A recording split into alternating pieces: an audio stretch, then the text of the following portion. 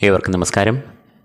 July മാസം 1-ാം തീയതി മുതൽ ജൂലൈ 31-ാം തീയതി വരെയും നീളുന്ന ജൂലൈ മാസത്തെ ഫലങ്ങളാണ് ഇന്ന് നാം ഇവിടെ വിശദമായി വിശകലനം ചെയ്യുന്നത്. അതിന് മുന്നോടിയായി നമുക്ക് ജൂലൈ മാസത്തെ നവഗ്രഹങ്ങളുടെ സഞ്ചാരം ഒന്ന് പരിശോധിക്കാം. സൂര്യൻ ജൂലൈ 16-ാം തീയതി വരെയും മിഥുന രാശിയിൽ സഞ്ചരിക്കുന്നു.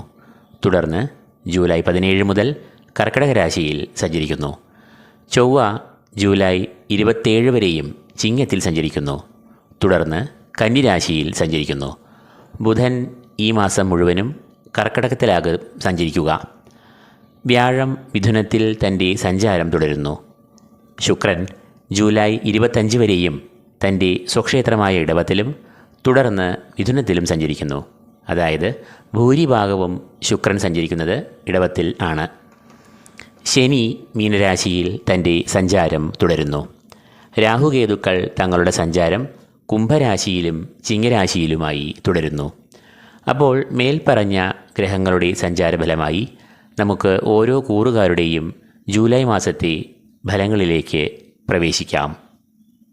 മകരക്കൂർ ഉത്രാടം, മുക്കാൽ, തിരുവോണം, അവിട്ടം, ആദ്യ പകുതി എന്നീ നക്ഷത്രങ്ങളാണ് ഈ കൂറിൽ വരുന്നത്. സൂര്യൻ ഈ കൂറുകാരുടെ 6, 7 എന്നീ ഭാവങ്ങളിൽ കൂടിയാകും ഈ മാസം സഞ്ചരിക്കുക. 6 എന്നത് സൂര്യൻ്റെ ഇഷ്ടഭാവം ആകുന്നു. ശത്രുസ്ഥാനം, രോഗസ്ഥാനം എന്നീ പേരുകളിൽ അറിയപ്പെടുന്ന ഈ ഭാവത്തിൽ കൂടി സൂര്യൻ സഞ്ചരിക്കുമ്പോൾ അത് വളരെയധികം ഗുണാനുഭവങ്ങളെ നൽകും. ഊർജം, ഉന്മേഷം, ആത്മവിശ്വാസം, ഏത് പ്രതിസന്ധികളെയും പ്രതികൂലമായ സാഹചര്യങ്ങളെയും ശത്രുക്കളെയും ചെറുത്ത് തോൽപ്പിക്കാനുള്ള ആത്മബലം, ആത്മവിശ്വാസം, ശുഭാപ്തി വിശ്വാസം എന്നിവയെല്ലാം 6-ൽ കൂടി സഞ്ചരിക്കുന്ന സൂര്യൻ നൽകും. സൂര്യൻ 7-ാം ഭാവത്തിൽ സഞ്ചരിക്കുന്നത് പൊതുവെ അനുകൂലമല്ല. അത് ദമ്പതികൾ തമ്മിൽ അഭിപ്രായ ഭിന്നതകൾ, കുടുംബത്തിൽ ഒരു സുഖക്കുറവ്, ജീവിത പങ്കാളിക്ക് ശാരീരിക ക്ലേശങ്ങൾ, അസുഖങ്ങൾ എന്നിവയെ സൃഷ്ടിക്കാം. ഈ കൂറുകാരുടെ രാശിയാധിപനായ ശനി ഈ മാസം ഈ കൂറുകാർക്ക് വളരെ അനുകൂലനായി ഭവിക്കുന്നു. ശനി ഈ കൂറുകാരുടെ 3-ാം ഭാവത്തിലാണ് സഞ്ചരിച്ച് വരുന്നത്. 3-ാം ഭാവം എന്നത് സഹോദരഭാവം, ശൗര്യഭാവം എന്നീ പേരുകൾ അറിയപ്പെടുന്നു. ശനി ഈ 3-ാം ഭാവത്തിൽ സഞ്ചരിക്കുമ്പോൾ അത് ബന്ധുഗുണം, സഹോദരഗുണം, സുഹൃത്തുക്കളുമായി ഏറെ നല്ല ബന്ധം, സമൂഹത്തിൽ നല്ല പേര്, നേതൃഗുണം എന്നിവയെല്ലാം ഉണ്ടാകും. ഉണർവ്, ഓജസ്, ആത്മവിശ്വാസം, ആത്മബലം, ധൈര്യം എന്നിവയെല്ലാം 3-ൽ സഞ്ചരിക്കുന്ന ശനി ഇവർക്ക് നൽകും. ഏത് പ്രതിസന്ധികളെയും ഇവർ ചെറുത്ത് തോൽപ്പിക്കും. ഏത് വിഷമാവസ്ഥകളെയും ഇവർ നയപരമായി നേരിടും. ശത്രുക്കൾ പോലും ഇവരുടെ മിത്രങ്ങളായി മാറും.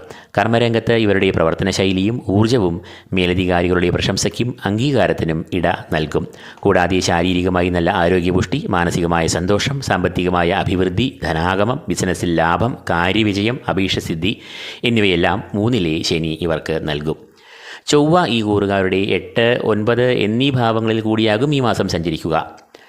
ഈ 2 ഭാവങ്ങളും ചൊവ്വയുടെ അനിഷ്ടഭാവങ്ങളാകയാൽ ഇവർക്ക് ചൊവ്വ പ്രതികൂലമായ ചില അനുഭവങ്ങളെ നൽകാം. 27 വരെയും ഈ കൂറുകാരുടെ ആയുർഭാവം എന്ന് അറിയപ്പെടുന്ന 8-ൽ സഞ്ചരിക്കുന്ന ചൊവ്വ ഈ കൂറുകാർക്ക് ചില ആരോഗ്യ പ്രശ്നങ്ങൾ, രോഗാരിഷ്ടതകൾ, ശാരീരികമായ ക്ലേശങ്ങൾ എന്നിവയെ നൽകാമെന്നതിനാൽ ആരോഗ്യകാര്യങ്ങളിൽ ഈ കൂറുകാർ ഒരു ശ്രദ്ധ പുലർത്തണം. എന്നാൽ തുടർന്ന് ഈ കൂറുകാരുടെ ഭാഗ്യഭാവമായ 9-ൽ ചൊവ്വ പ്രവേശിക്കുമ്പോൾ ഇവർക്ക് അതൊരു വലിയ ആശ്വാസമാണ്. കാരണം അഷ്ടമത്തിൽ അഥവാ 8-ലെ ചൊവ്വ നൽകുന്ന ദോഷം 9-ലെ ചൊവ്വ നൽകില്ല എന്നത് തന്നെ. 9-ൽ ചൊവ്വ പ്രവേശിക്കുന്ന ഫലമായി ഇവർക്ക് രോഗമുക്തി, ശാരീരികമായ ക്ലേശങ്ങൾ എന്നിവയിൽ നിന്നും ആശ്വാസം ലഭിക്കും. എന്നാൽ 9-ലെ ചൊവ്വ ചില തടസ്സങ്ങൾ, കർമ്മവിഘ്നം, ഭാഗ്യത്തിന് ഒരു കുറവ് എന്നിവയെ വരുത്താം. ബുധൻ ഈ കൂറുകാരുടെ 7-ാം ഭാവത്തിൽ കൂടിയാകും ഈ മാസം സഞ്ചരിക്കുക.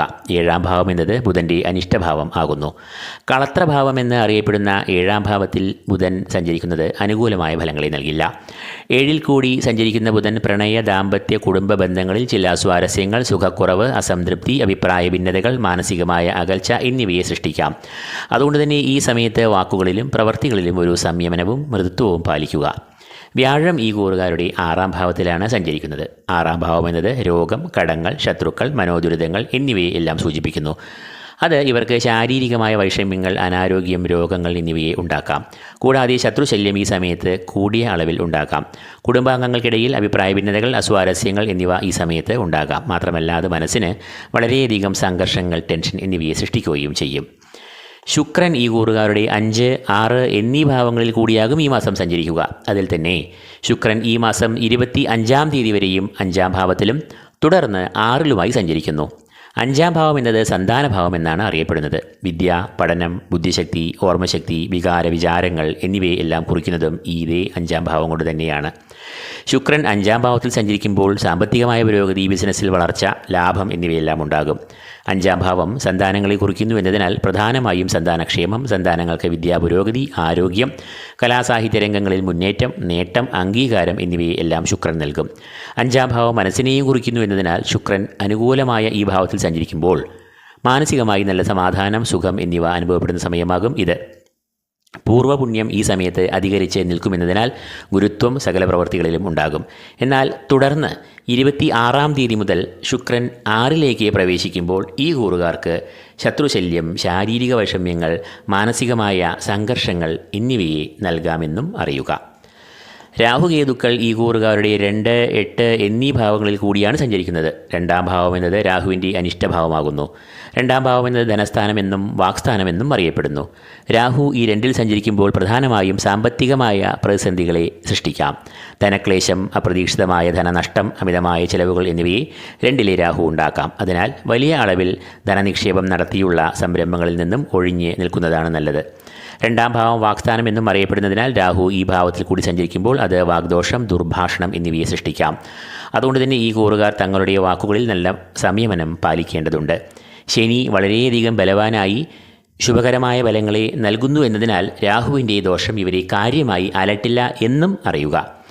അടുത്തതായി കേതുവിൻ്റെ നില നോക്കാം. 8-ാം ഭാവത്തിലൂടെയാണ് കേതു സഞ്ചരിക്കുന്നത്. 8-ാം ഭാവം എന്നത് കേതുവിൻ്റെ ഇഷ്ടഭാവമല്ല. 8-ാം ഭാവം ആയുർഭാവം, ആരോഗ്യം, ശരീരം എന്നിവയെല്ലാം കുറിക്കുന്നു. തൽഫലമായി 8-ൽ കൂടി സഞ്ചരിക്കുന്ന കേതു ശാരീരിക വൈഷമ്യങ്ങൾ, അനാരോഗ്യം, ആശുപത്രിവാസം, അതുമൂലമുള്ള ചെലവുകൾ, മാനസികമായ സംഘർഷങ്ങൾ എന്നിവയെ സൃഷ്ടിക്കാം. എന്നാൽ നിഗൂഢ വിഷയങ്ങൾ പഠിക്കുവാനുള്ള താല്പര്യവും ഈ സമയത്ത് കേതു ഈ കൂറുകാർക്ക് നൽകും. അപ്പോൾ മകരക്കൂറുകാർക്ക് രാശ്യാധിപനായ ശനി ഇഷ്ടഭാവത്തിൽ 3-ാം ഭാവത്തിൽ സഞ്ചരിക്കുന്നു എന്നതിനാൽ അനുകൂലനായി ഭവിക്കുന്നു. 5-ൽ സഞ്ചരിക്കുന്ന ശുക്രനും ഈ കൂറുകാർക്ക് അനുകൂലനായി ഭവിക്കുന്നു. മാസത്തിൻ്റെ ആദ്യ പകുതി സൂര്യൻ വളരെയേറെ ഇഷ്ടഫലങ്ങളെ പ്രദാനം ചെയ്യുകയും ചെയ്യുന്നു. എന്നാൽ ചൊവ്വ, ബുധൻ, വ്യാഴം, രാഹുകേതുക്കൾ എന്നിവർ പ്രതികൂലരായും ഭവിക്കുന്നു. ചൊവ്വയും കേതുവും 8-ാം ഭാവത്തിൽ സംഗമിക്കുന്നു എന്നതിനാൽ ആരോഗ്യകാര്യങ്ങളിൽ പ്രത്യേകം ശ്രദ്ധ പുലർത്തുക. ഡ്രൈവിംഗ്, അശ്രദ്ധയോടുകൂടി അസമയത്തുള്ള യാത്ര എന്നിവയിൽ വളരെ കരുതൽ പുലർത്തുക. 2-ാം പകുതി സൂര്യനും ബുധനും അനിഷ്ടരായി കളത്രഭാവത്തിൽ വരുന്നു എന്നതും കുടുംബ ദാമ്പത്യ ബന്ധങ്ങളിൽ ചില അസ്വാരസ്യങ്ങൾ, മാനസികമായ അകൽച്ച, ജീവിത പങ്കാളിക്ക് രോഗാരിഷ്ടതകൾ എന്നിവയെ സൃഷ്ടിക്കാം എന്നതിനാൽ നല്ല സംയമനം വാക്കുകളിലും പ്രവൃത്തികളിലും പുലർത്തുക. അപ്പോൾ ഈ വീഡിയോ ഇവിടെ പൂർണ്ണമാകുന്നു. ഈ വീഡിയോ നിങ്ങൾക്ക് പ്രയോജനപ്രദമായെങ്കിൽ ലൈക്ക് ചെയ്യുക, ഷെയർ ചെയ്യുക. കൂടാതെ ഈ ചാനൽ സബ്സ്ക്രൈബ് ചെയ്യാത്തവർ സബ്സ്ക്രൈബ് ചെയ്യുക. ഏവർക്കും ഈശ്വര കടാക്ഷങ്ങൾ നേർന്നുകൊണ്ട് നിർത്തുന്നു. നന്ദി, നമസ്കാരം.